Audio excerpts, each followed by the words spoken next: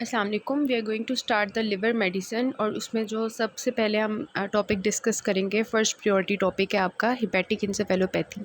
इसमें से एक एससीक्यू आया हुआ है जो कि इंशाल्लाह हम टॉपिक डिस्कस करने के बाद डिस्कस करेंगे एससीक्यू को, जो इसका यूक्यू आया हुआ है उसको। और इससे पहले स्टार्ट करने से पहले टॉपिक मैं आपको एक बात डिस्कस करना चाहती हूँ आपसे कि आपको पता है कि मेडिसिन जो है वो उसकी 4 किताबें हैं, ठीक है, 4 बुक्स हैं, जिसमें we have the Irfan Masood, we have the Kaplan, we have the step up and we have the Davidson, ठीक है। अब कोई ऐसा बच्चा जो कि सोलली जो है डेविडसन को फॉलो करना चाहता है, कोई ऐसा बच्चा है वो सिर्फ इरफान मसूद पढ़ना चाहता है, कोई ऐसा बच्चा है वो सिर्फ स्टेप अप पढ़ना चाहता है, और कोई ऐसे बच्चे हैं जो कैपलान पढ़ना चाहते हैं, ठीक है।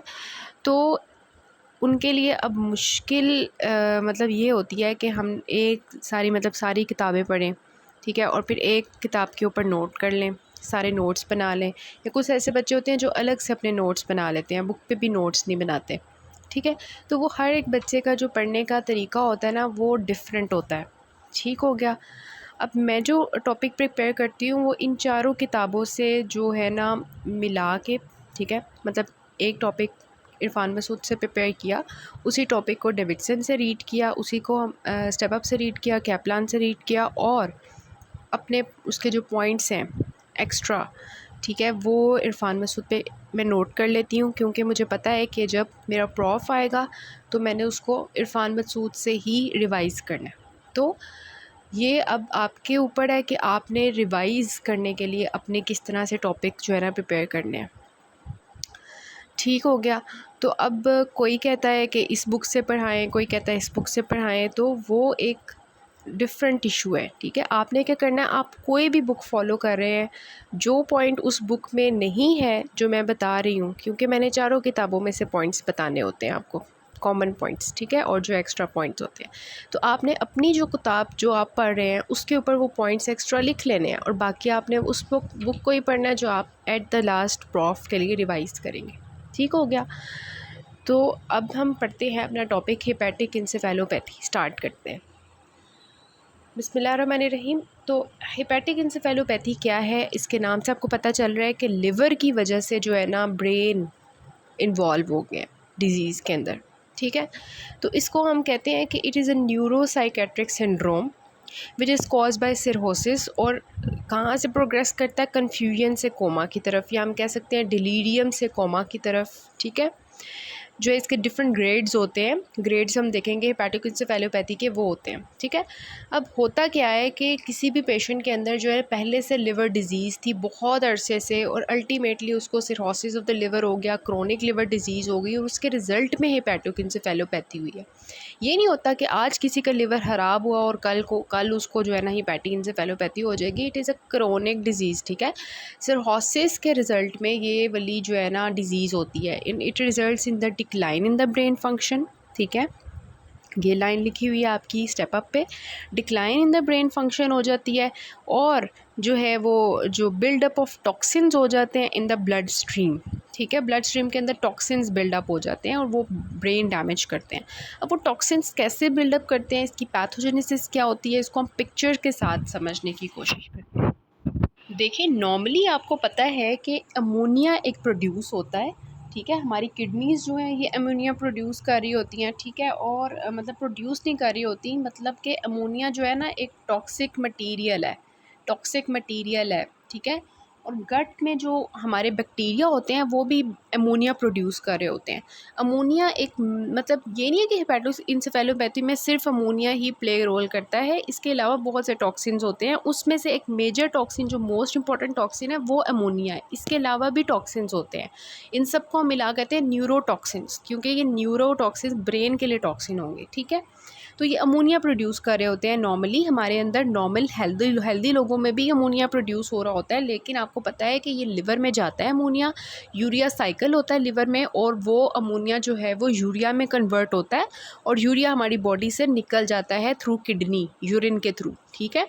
लेकिन अगर एक ऐसा बंदा है जिसका लिवर ख़राब है किसी भी वजह से, अल्कोहलिक फैटी लिवर डिज़ीज़ की, अल्कोहलिक लिवर डिज़ीज़ की वजह से, फैटी लिवर डिज़ीज़ की वजह से, मेटाबॉलिक कोई भी कॉजेज़ है, मैं हीमोक्रोमेटोसिस है, विल्सन्स डिज़ीज़ है, अल्फ़ा 1 एंटीट्रिप्सिन है, इसके अलावा उसको कोई हेपेटाइटिस की वजह से उसका लिवर ख़राब हो गया, ऑटो इम्यून हेपेटाइटिस की वजह से उसका लिवर ख़राब हो गया, ड्रग्स की वजह से उसका लिवर ख़राब हो गया, किसी भी वजह से जो उसका लिवर बंदे का ख़राब हो जाएगा ना, फिर वो जो नॉर्मल अमोनिया को मेटाबोलाइज़ करना था यूरिया के अंदर, यूरिया साइकिल चलनी थी लिवर के अंदर, ठीक है, उसको हार्मफुल जो एक अमोनिया था उसको लेस हार्मफुल कंपाउंड यूरिया में कन्वर्ट करके बॉडी से निकालना था, अब वो लिवर फेलियर में नहीं होगा, ठीक है। लिवर फेलियर में अब देखिए लिवर की बुरी हालत हो गई है, उधर से अमोनिया आता जा रहा है बॉडी में, गट के जो फ्लोरा हैं, जो बैक्टीरिया हैं वो भी अमोनिया प्रोड्यूस कर रहे हैं, किडनी में से अमोनिया आ रहा है, ठीक है। तो अल्टीमेटली क्या हो रहा है कि वो लिवर क्योंकि यूरिया के अंदर कन्वर्ट नहीं कर रहा, अमोनिया बॉडी में जमा होता जा रहा है ब्लड स्ट्रीम में, और जब वो ब्लड स्ट्रीम में ज़्यादा होता है तो ये ब्लड ब्रेन बैरियर से हमारे चला जाता है ब्रेन के अंदर, और जब ब्रेन में जाता है तो वहाँ पे ये ब्रेन टॉक्सिसिटी करता है। अब कैसे ब्रेन की टॉक्सिसिटी करता है ये अमोनिया वहाँ जाकर, ठीक है, उसको हमने देखना है कि किस तरह से ये ब्रेन के लिए टॉक्सिक है, ठीक है। तो ब्रेन के अंदर देखें कि क्या चल रहा है, वहाँ पे न्यूरोट्रांसमिशन हो रही है, न्यूरोट्रांसमीटर्स पड़े हुए हैं, ग्लूटामेट है, गाबा है, ठीक है, ये सारे न्यूरोट्रांसमीटर्स हैं, ये ब्रेन के जो न्यूरॉन्स हैं उनको एक दूसरे के साथ लिंक करने में टेक पार्ट कर रहे हैं। लेकिन अब ब्रेन के अंदर आ गया है हमारा अमोनिया, ठीक है। अमोनिया क्या करता है, जो ग्लूटामेट होता है उसको ग्लूटामीन में कन्वर्ट कर देता है, ठीक है, ग्लूटामेट को ग्लूटामीन में कन्वर्ट कर देता है अमोनिया, ठीक है। और ये जो ग्लूटामीन होता है ये वहाँ पे जो नॉर्मल न्यूरोट्रांसमिशन होनी होती है ग्लूटामेट की अब नहीं होती, क्योंकि ग्लूटामेट कम हो गया, ग्लूटामीन ज़्यादा होता जा रहा है। ग्लूटामेट वाज द न्यूरोट्रांसमीटर, अब ग्लूटामेट नहीं होगा तो ब्रेन की न्यूरोट्रांसमिशन नहीं होगी, ठीक है, क्योंकि वो ग्लूटामीन में कन्वर्ट हो चुका है अमोनिया की वजह से, ठीक है। तो ये मेजर है। तो यहाँ पर 3 काम होंगे, एक अमोनिया जो है वहाँ पे जाके रिएक्टिव ऑक्सीजन स्पीशीज़ बनाएगा जो कि वहाँ पे डैमेज क्रिएट करेंगे। दूसरा अमोनिया वहाँ जाके क्या करेगा कि ग्लूटामेट को ग्लूटामीन में कन्वर्ट करेगा, जब ग्लूटामीन बन जाएगा तो वाटर को अपनी तरफ अट्रैक्ट करेगा ऑस्मोटिकली अंदर की तरफ, ठीक है। In the presence of excess ammonia the astrocytes produce, astrocytes पड़े हुए हैं, आपको पता है न्यूरॉन के इर्द गिर्द ये उसको प्रोटेक्टिव लेयर दे रहे होते हैं, ठीक है। तो in the presence of excess ammonia astrocytes जो होते हैं ये ग्लूटामीन प्रोड्यूस कर लेते हैं, जिसकी वजह से वहाँ पे ऑस्मोटिक इफेक्ट्स की वजह से पानी अंदर आ जाता है, वाटर अंदर आ जाता है, रिजल्टेंटली वहाँ पे सेरिब्रल एडिमा हो जाता है, इंक्रीज इंट्राक्रैनियल प्रेशर हो जाता है, और इसका मतलब ये हुआ कि यहाँ पे पानी भी अंदर आ जाएगा, एडिमा हो जाएगा, और तीसरा मैंने आपको बताया न्यूरोट्रांसमिशन ख़राब हो जाएगी। तो सोचे खुद के एक ब्रेन के अंदर वहाँ पे रिएक्टिव ऑक्सीजन स्पीशीज़ बनती जा रही हैं, ऑस्मोटिक इफेक्ट की वजह से सेरिब्रल एडिमा स्टार्ट होना शुरू हो गया, इंट्राक्रैनियल प्रेशर राइज होना शुरू हो गया है, एस्ट्रोसाइट्स जो हैं वो अपना काम करना ख़राब कर चुके हैं, न्यूरॉन्स के दरमियान में न्यूरो ट्रांसमिशन प्रॉपर नहीं हो रही, तो अल्टीमेटली जो है ना ब्रेन जो है ना उसके जो क्लिनिकल फीचर्स हैं वो साइंस जो है वो प्रेजेंट करना शुरू कर देंगे। ब्रेन जो है ना वो कहेगा मैं कहाँ हूँ, ठीक है, बंदा कहेगा मैं कहाँ हूँ, वेयर आई एम, ठीक है। सो ये सब कुछ हो रहा होगा उसके ब्रेन के अंदर, ठीक है। तो ऐसे बंदे का लिवर डिसफंक्शन की वजह से अमोनिया जो है वो ब्रेन डिसफंक्शन कर देगा, ब्रेन जो है वो कभी नींद बहुत आएगी, कभी नींद आएगी नहीं, हाइपर इंसोम्निया या इंसोम्निया, ठीक है। पेशेंट हम सोते हैं ना रात को और दिन को जागते हैं, ऐसे लोग जो है वो उल्टा हो जाता है उनका सिस्टम, ठीक है, रात को जाग रहे होते हैं, सुबह सो रहे होते हैं, मतलब उनका कोई स्लीप साइकिल नहीं होता, क्योंकि ब्रेन ख़राब हो चुका है, डिसफंक्शन हो चुका है, स्लीप साइकिल ख़राब हो गई है, मूड चेंजेस होना शुरू हो जाती है, पार्किंसन लाइक सिम्टम्स लेट जाके आना शुरू हो जाते हैं। ये एस्ट्रेक्सिक्स होता है, ये जो है ट्रेमर्स होते हैं, ये मैं आपको बताती हूँ, कन्फ्यूजन की तरफ, और पेशेंट अल्टीमेटली कोमा की तरफ चल जाएगा जब ब्रेन की टॉक्सिसिटी हद से ज़्यादा बढ़ जाएगी, ठीक है, neurotoxicity. So the patient will say where am I, impaired thinking, ठीक है, इस तरह से पेशेंट के जो है ना हालत हो। ये वाली बहुत अच्छी पिक्चर है। इसमें इन्होंने बताया हुआ है कि किस तरह से जो है ना अमोनिया जब ब्रेन में जाता है तो एक तो एस्ट्रोसाइट्स की खराबी करता है, दूसरे न्यूरॉन्स की। एस्ट्रोसाइट्स की किस तरह से कि ग्लूटामीन जब बन जाता है तो वो एस्ट्रोसाइट्स की स्वेलिंग कर देता है, ऑस्मोटिक इफेक्ट की वजह से रॉस जनरेट करता है जिसकी वजह से एस्ट्रोसाइट्स खराब हो जाते हैं। और दूसरा अमोनिया जो है वो क्या करता है, ये बहुत इंपॉर्टेंट है कि अमोनिया जो है ना वो जो हमारे इनहिबिटरी मैकेनिज़म्स होते हैं ना उनको इनहिबिट कर देता है। हमारी बॉडी में देखें अल्लाह ताला ने एक मैकेनिज़्म रखा हुआ है कि हम एक हद से ज़्यादा मूवमेंट नहीं करते, ठीक है। एक मूवमेंट कर रहे होते हैं हम और फिर इनहिबिटरी न्यूरॉन्स जो है वो एक्सेस मूवमेंट्स को रोक देती है और हमारी मूवमेंट जो है वो लिमिटेड होती है, ठीक है। लेकिन जब इनहिबिटरी न्यूरॉन्स ख़राब हो जाएंगे, वो इनहिबिट हो जाएंगे, तो वो जो एक्सेसिवली न्यूरॉन्स एक्टिव हुए हुए थे वो एक्सेसिव ही रहेंगे, जिसकी वजह से पेशेंट ट्रेमर्स की तरफ जाएगा। तो हम इसके क्लिनिकल फ़ीचर्स डिस्कस करते हैं। क्लिनिकल फ़ीचर्स में क्या क्या आते हैं, मोस्ट इंपॉर्टेंट जो आपके आते हैं सिनेरियो में वो यहाँ पे नोट कर लें। पेशेंट कंफ्यूज होगा, उसका मेंटल स्टेटस आहिस्ता आहिस्ता डिटीरिएट हो रहा होगा, ड्राउजी होना शुरू हो जाएगा, एग्रेसिवनेस भी हो सकती है, कोमा हो सकता है, डिसऑरिएंटेशन हो सकती है, स्लरिंग ऑफ स्पीच हो सकती है, इनएबिलिटी टू कंसंट्रेट है, ठीक है। ये जो है एस्ट्रेक्सिस जो है कि मैं आपको इसकी वीडियो दिखा देती हूँ। इसमें हम जो है वो किस तरह से नोट करते हैं। हाइपर रिफ्लेक्सिया होगा, पेशेंट के रिफ्लेक्सेस ज़्यादा हो जाएंगे क्योंकि इनहिबिटरी न्यूरॉन्स जो है वो इनहिबिट हो चुके हैं। और अब इसकी अच्छी बात यह है इस टॉपिक की कि इसमें आपको ये इन्वेस्टिगेशन याद करने की ज़रूरत नहीं पड़ेगी क्योंकि इसमें हम ईईजी ही करवाते हैं, इसमें कोई इन्वेस्टिगेशन की ज़रूरत नहीं पड़ती, ठीक है। आपसे कोई पूछे कि हिपैटोकेफेलोपैथी में आप क्या इन्वेस्टिगेशंस करवाओगे, तो इसमें आप हिस्ट्री देखते हो पेशेंट की कि उसको हिस्ट्री होती है लिवर डिजीज़ की, ठीक है। और एग्जामिनेशन करते हो। एग्जामिनेशन में आपको जब क्लिनिकल फीचर्स मिल जाते हैं ना जिसमें ट्रेमर्स हैं और जीपीई सारा है और इस तरह की हालत है पेशेंट की, ड्राउजीनेस वगैरह वगैरह, उसको देखते हुए ग्रेडिंग आप कर लेते हो और आपको पता चल जाता है कि पेशेंट हेपेटिक एन्सेफेलोपैथी का है। आपको कोई फर्दर इन्वेस्टिगेशन नहीं करनी पड़ती और पेशेंट अपनी जो पुरानी फाइल्स होती हैं, क्योंकि क्रोनिक लिवर डिजीज़ है, वो अपनी लेके आया होता है, उसकी सारी इन्वेस्टिगेशंस ऑलरेडी हो चुकी होती हैं, एलएफटीज़ वगैरह ये वो, ठीक है। तो आपको मज़ीद कोई इन्वेस्टिगेशन नहीं करनी पड़ती। अगर आपको करनी भी पड़े तो आप ईईजी करवा लेते हो, वो आपको एबनॉर्मल मिल सकती है बिकॉज हेपेटिक एन्सेफेलोपैथी है। और दूसरा ये कि आप आर्टीरियल अमोनिया चेक कर सकते हो, अमोनिया लेवल हाई हुआ होगा लेकिन वो इतना अच्छा नहीं है, आप ईईजी कर सकते हो। ओके, इसकी डेमोन्स्ट्रेशन आप देख लें वीडियो के थ्रू। हम क्या करेंगे, पेशेंट के हैंड्स जो हैं, जो उसका आर्म होगा उसको एक्सटेंड करवाएंगे जिस तरह से एक्सटेंड हुआ हुआ है और फिर उसके हाथों को डॉर्सी फ्लेक्स करवाएंगे, ठीक है। ये देखें, पहले उसको आर्म्स को हमने एक्सटेंड किया और फिर डॉर्सी फ्लेक्स किया हैंड्स को, तो वहाँ पर जो है ये ट्रैमर स्टार्ट हो जाते हैं, ठीक है। Dorsiflex the hands and you will note the tremors. और ये जो ट्रैमर्स होते हैं इनको फ्लैपिंग ट्रैमर्स कहते हैं। ये नॉन स्पेसिफिक होते हैं, हिपैटिक एन्सेफेलोपैथी के अलावा भी हो सकते हैं, ठीक है। तो flapping tremors it is the characteristic for the hepatic encephalopathy because of the inhibition of the inhibitory neurons, ठीक हो गया। तो ये है, इसमें आपने हाइपर रिफ्लेक्सिया नोट करना है, ठीक है। ये हैमर के साथ जो है टेंडन को ऐसे किया, ठीक है, स्ट्राइक, तो वो देखें किस तरह से जो है हाइपर रिफ्लेक्सिया शो हो रहा है, ठीक है। दूसरी लेग पे भी करने लगा है वो, उसको जो है वो करेगा तो हाइपर रिफ्लेक्सिया होगा। अब यहाँ पे ये आपने क्लोनस नोट करना है। क्लोनस हम इस तरह से चेक करते हैं कि इस तरह से करके उसको करते हैं आगे की तरफ। जीपी में आपने देखा होगा तो ये ऐसे मूव करना शुरू कर देता है, देखिए किस तरह से वाइब्रेट कर रहा है। दिस इज़ द क्लोनस, ठीक है। This is the GLONASS, it shows the hyper reflexia, ठीक है। ये देखें ऐसे किया और देखें किस तरह से वो वाइब्रेट कर रहा है। अ क्लोज़र लुक हेयर, ठीक है। अब यहाँ पे हैमर स्ट्राइक करेगा और वो देखें किस तरह से लेग हाइपर रिफ्लेक्सिया शो कर रही है, ठीक है। ओके, इसके अलावा ये हमारा होता है रिटन टेस्ट। इसमें क्या होता है कि सैम्पल्स होते हैं, ये हम देते हैं पेशेंट को उसकी जो है वो चेक करने के लिए कि उसको एक ग्राफिया तो नहीं हुआ, ठीक है। उसके लिए उसको हम कहते हैं कि यहाँ से 1A करना है आपने, 1A 2B 3C और 4D, ठीक है। तो ये नॉर्मल पेशेंट, मैंने तो ये बहुत जल्दी जल्दी कर लिया है ना, 75 सेकेंड्स के अंदर अंदर अगर पेशेंट करता है उसको मतलब सेकेंड्स नोट करने होते हैं कि कितनी जल्दी पेशेंट इसको जो है ना पूरा करता है कमांड को, ठीक है। तो इट शोज़ कि उसका ब्रेन फंक्शन कैसा चल रहा है। एक ग्राफिया पेशेंट को हम कुछ लिखने के लिए देते हैं, ठीक है। इसके अलावा जो क्लिनिकल फ़ीचर्स होते हैं उसमें अगर आप नोट करें बुक पे तो वो आप कर सकते हो कि यहाँ पे रिजिडिटी हो जाती है, ठीक है। इसके अलावा फीटर हेपेटिकस होता है।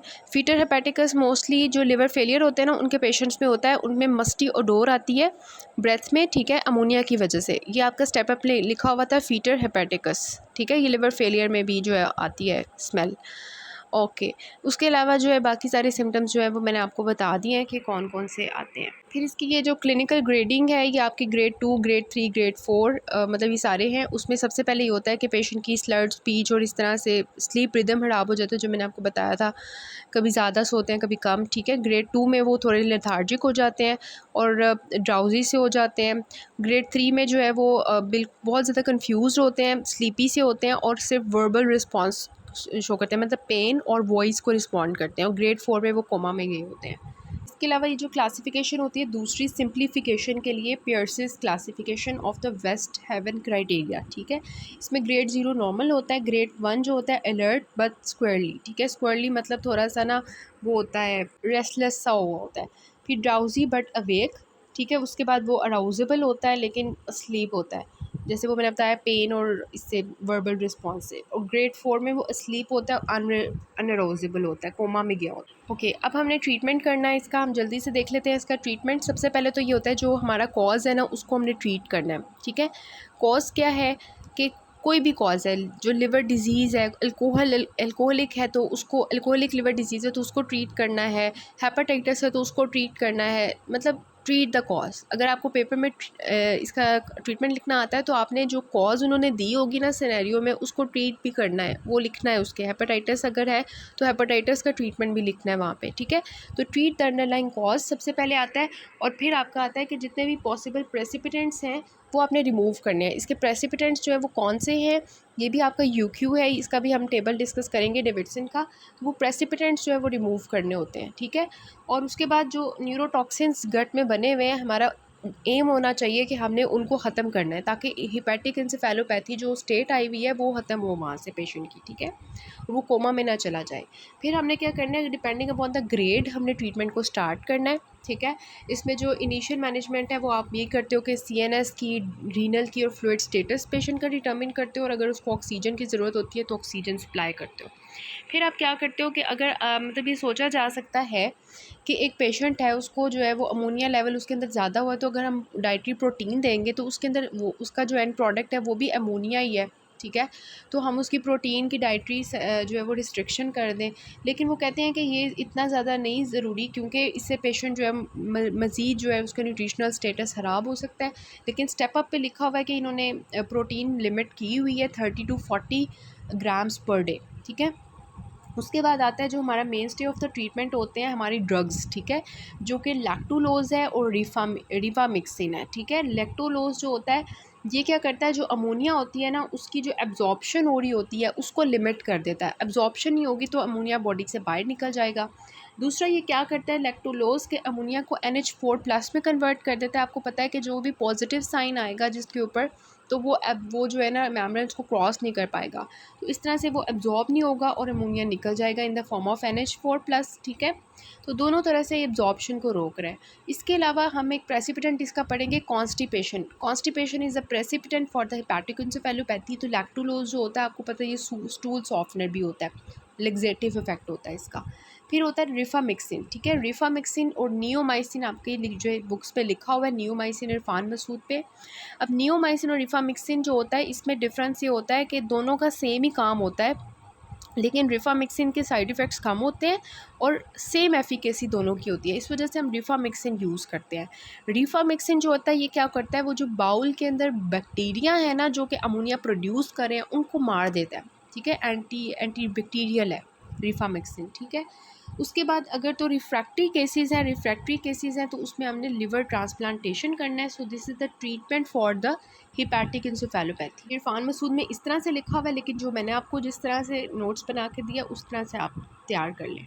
तो ये आपका डेविडसन का टेबल है, ये आपने करना है। यूक्यू है आपका कि write the 6 precipitants of the hepatic encephalopathy.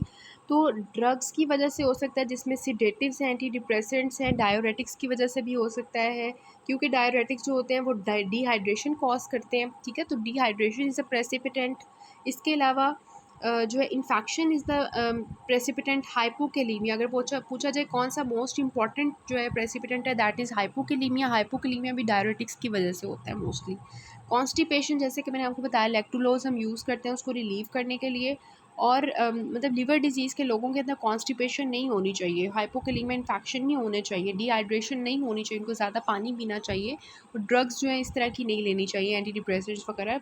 It can precipitate the hepatic encephalopathy. और प्रोटीन लोड जो होता है वो ज़्यादा अगर हो जाए, जैसे कि मैंने आपको बताया कि जो है प्रोटीन इंटेक, तो ऐसे लोगों में हम कहते हैं कि प्रोटीन इंटेक कम करनी है आपने, ठीक है, लिमिट करनी है, जिसमें आपको मीट, ठीक है, मीट को कम किया जाए। इस तरह की जो प्रोडक्ट्स हैं प्रोटीन प्रोडक्ट्स, ठीक है, इंक्लूडिंग द जीआईटी ब्लीडिंग, इसकी वजह से भी हो सकता है। So these can worsen it, rifaximin to kill the bacteria, and lactulose absorption कम करता है। तो लैक्टुलोज NH4 पॉजिटिव में कन्वर्ट करता है और फिर वो एब्जॉर्ब नहीं होता। ओके, ये डीडीज़ हैं आपके हिपैटिक एन्सेफेलोपैथी के। उसमें आपको पता होगा विल्सन्स डिजीज़ की वजह से मतलब विल्सन्स डिजीज़ भी इस तरह की स्टेट होती है, वर्निक्स एन्सेफेलोपैथी। मतलब ये आपने एक दफ़ा रीड कर लेना कि डीडीज़ क्या हो सकते हैं। ओके, सो क्वेश्चन आप रीड कर ले। 55 years old noun cirrhotic patients हैं, ठीक है, मीन्स के सिरोसिस हुआ हुआ लिवर में, और जो है अब जो है उसकी बीमारी हुई है, बीमार में हो गया वो 1 हफ़्ते से, ठीक है। एपैथी हो रही है, lack of concentration, confusion, drowsiness on examination, flapping tremors जो कि हमने देखे थे, inability to draw objects like star, agraphia हो चुका है उसको, and inability to perform the simple mental arithmetic task, जो हमने उसको रिटन टेस्ट जो है वो करने के लिए कहा था, ठीक है। What is your diagnosis? अब रिटन टेस्ट होता है ग्रेड 1 में जो एग्राफिया होता है, ठीक है। तो डायग्नोसिस क्या होगा? हिपैटिक एन्सेफेलोपैथी, और 6 फैक्टर्स आपने लिखने हैं प्रेसिपिटेंट जो मैंने आपको यूक्यू बताया, और principles of management. Principle of management वो जो नोट मैंने बना के दिया वही आपने लिख देना है। So this is all about the hepatic encephalopathy.